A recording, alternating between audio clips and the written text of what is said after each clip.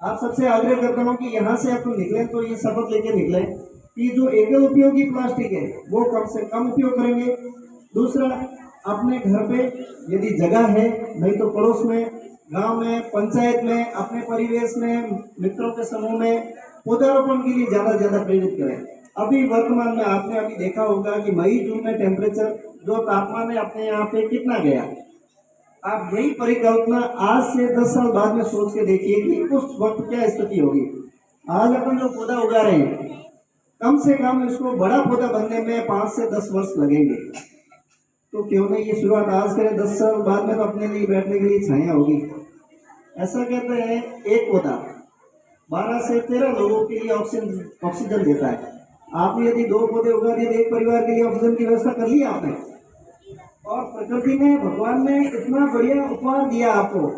ऐसी कोई तकनीक नहीं है, ऐसी कोई मशीन नहीं है जो कार्बन डाइऑक्साइड को ट्रैप करके, मतलब प्रकृति से जो कार्बन डाइऑक्साइड इकट्ठा करके आपको ऑक्सीजन दे, वो भी मुफ्त में।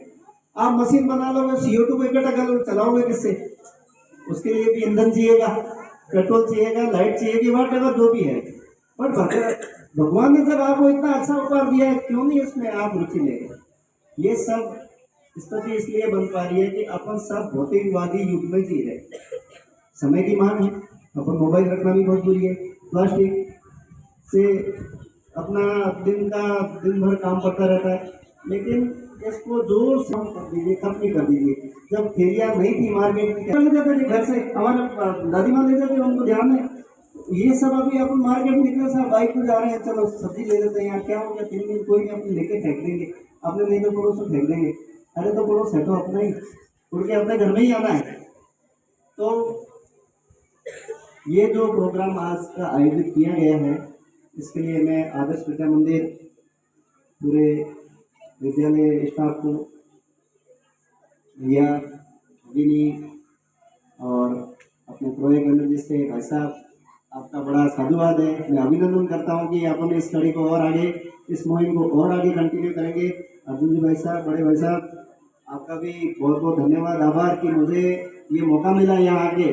और जहाँ से मैं निकला हूँ उन्हीं बच्चों के साथ भी मुझे बड़ी खुशी हो रही है कि ये चीज़ मैं इनके साथ साझा कर पा रहा हूँ कि अपने को क्या करना चाहिए, क्या नहीं। 2 चीज़ें हैं, पौधारोपण और एकल उपयोगी प्लास्टिक। पौधारोपण ज़्यादा से ज़्यादा करो, लेकिन एक चीज़ पे विशेष ध्यान रखना अपने को कि अपन पौधे उगा रहे हैं, सिर्फ टारगेट पूरा नहीं करना है। जो भी उगाए हैं वो पौधे प्रॉपर पनपे, 50 उगाए, 5 उगाए, वो पौधे बच्चे की तरह उनको अपन केयर करेंगे, बड़ा करेंगे, तो ये ही अपने लिए उपलब्धि है। पौधे उगा लिए, फोटो खींच लिए, टारगेट पूरा करना है, वो इसका टारगेट लक्ष्य नहीं होना चाहिए। सिंगल यूज प्लास्टिक कम से कम उपयोग करें, मैं तो कहता हूँ उसको खत्म ही करें। एक प्लास्टिक थैली आप फेंकोगे 100 साल तक उसका कुछ नहीं होना है, पड़ी रहेगी, अल्टीमेट कहीं ना कहीं घूम फिर के आपके पास ही आनी है। प्लास्टिक की इतनी भयावहता हो रखी है कि आपके खून में माइक्रो प्लास्टिक घुल चुका है। एक समय तुरंत उसको प्रतिबंधित किया। तो यही स्थिति अपने प्लास्टिक के साथ हो रही है। अपने खून में, हर जगह, वातावरण में, दैनिक जीवन में हर चीज प्लास्टिक से संपर्क में होते आ रही है। इसलिए ये समय की मांग है।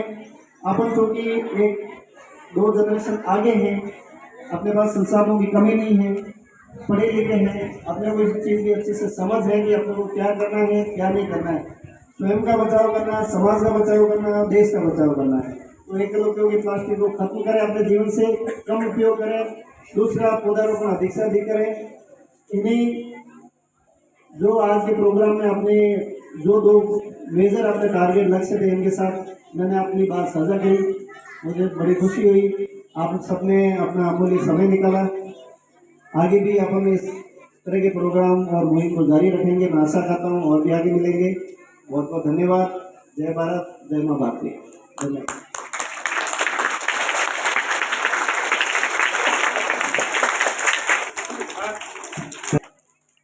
और अपना लक्ष्य भी यही है। मैं भाई साहब से निवेदन करता हूँ और आपको बताना चाहता हूँ कि जब मैं विद्यालय 2021 में यहाँ आया था, तब हमारे भैया बहन साथ में भोजन पैकेट के साथ में प्लास्टिक की थैली भी लाते थे और नमकीन इत्यादि के लिए पाउच भी लाते थे। भैया बहनों ने आचार्य गण ने तय किया था कि 99% शायद 2 महीने लगे या 3 महीने लगे, साल भर लगे, लेकिन इस थैली को बंद कराना। और आज हम कह सकते हैं 90.99% हम उस बात के लिए सक्सेस हैं। हमारे भैया लोग लाते हैं घर पे ही वो कपड़े पैकेट में डाल करके इसका तो ये उन्होंने भी तय किया। प्लास्टिक का भी हमें आग्रह किया है कि बिल्कुल नहीं है, एक रोजमर्रा की जिंदगी में अपन को आवश्यकता है, लेकिन हम ये आपसे जब भी अपन अगले साल पधारे आप वापस हमारे बीच में, तो हम इससे भी एक बार निजात पा लेंगे, ऐसा हम यहाँ से आश्वासन आपको देते हैं।